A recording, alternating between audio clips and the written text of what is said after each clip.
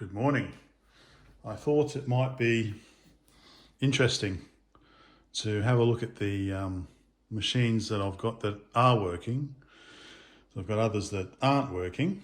These are all the working ones, which I think it's quite a good cross-section actually. We've got the Santaka 002 from Lithuania. We've got the BYTE from Moldova. We've got the Robik from Ukraine, and we've got the Didaktik M from Czechoslovakia. And all of these are basically Soviet Speccys. So as you can see, quite a different different sizes and everything, and they have their own little quirks.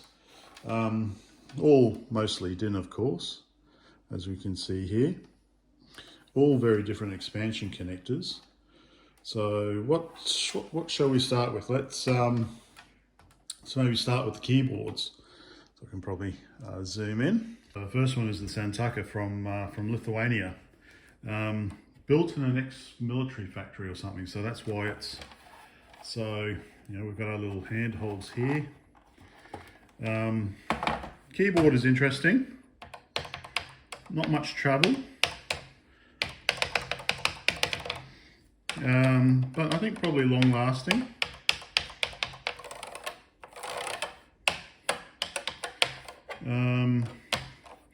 What more to say about it? I don't know. Whereas we've got the BYTE from Moldova, which is in this case pretty much a typical ZX Spectrum style. I don't know what the original ZX Spectrum feels like. Actually, I've got a Timex Sinclair 1500, which is similar. Yeah, not so easy to clean this one, unfortunately, because it is kind of sealed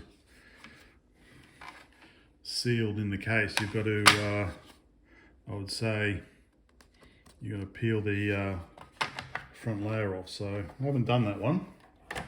Next up, the Didaktik M. So I've done separate videos about all these. I'm not going to go into too much details. Keyboard was pretty dodgy, but after lubrication, it is much better. This is a little bit complex. You've got two different springs. You've got a little plastic divot, and you've got a little metal crossbar.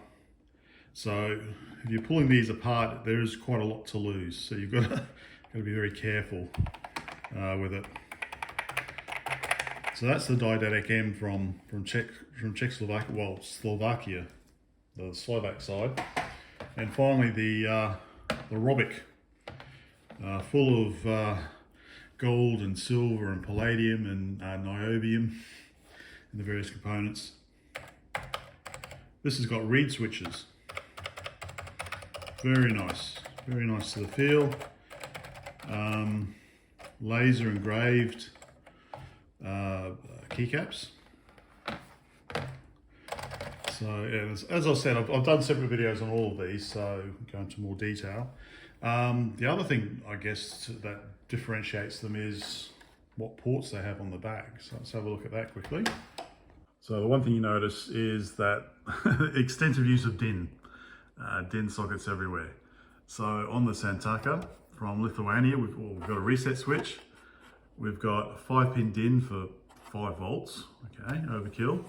We've got separate DINs for magnetophone input and output, or the other way around, input and output, which is the cassette. Seems excessive. You can do cassette input and output with just one DIN. There's the expansion connector, which is pretty, well, it's not ZX bus, but it's also different to a lot of the other none. So yeah, so again, there's so many different spectrums, clones. There's so many different bus interfaces as well. And then over here we've got the 3 options. This one's only got RGB, so it's nice and easy. There's no modulator or anything on it, baseband. So that's the Lithuanian Santaka. This is the Moldovan one. Again, we've got RGB, we've got cassette input output, and we've got joystick, Kempston interface. Actually, there's an interface box that goes onto the Santaka for joystick interface. And then over here, once again, we've got a 5-pin DIN just for 5 volts. Coming over to, say, the Didaktik, we've got separate Sinclair and Kempston joystick interfaces, but there are card edges, of course, like the Enterprise. We've also got a card edge there, which looks more ZX bus-ish, I think, but I'm not sure exactly what it is. Then we've got our DINs for the MG, magnetophone, cassette, input and output, and power, which in this case was 5 volts and 20 volts in. It's got a regulator inside. Well, it drops it down to 12 volts to use for the composite video out, which wasn't working anyway. So I have added a DIN for RGB out. And finally, the Ukrainian Robik. So again, we've got, I can't really read that. That's video. Okay, so we've got video there. Again, we've got, I think that's, I can't really, let me have a look. Okay, that's a bit better. Video, Kempston joystick, RGB output, and again, magnetophone, which is the cassette. This does actually have an expansion connector here. Can you see it? Can you see the expansion connector?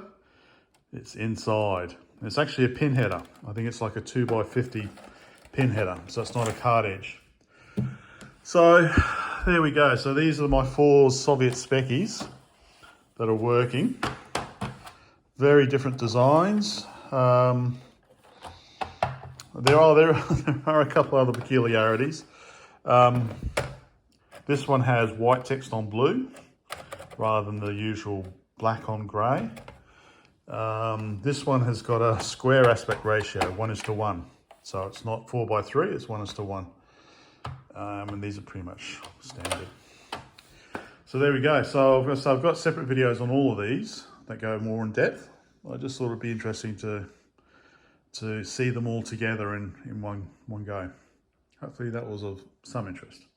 Bye for now.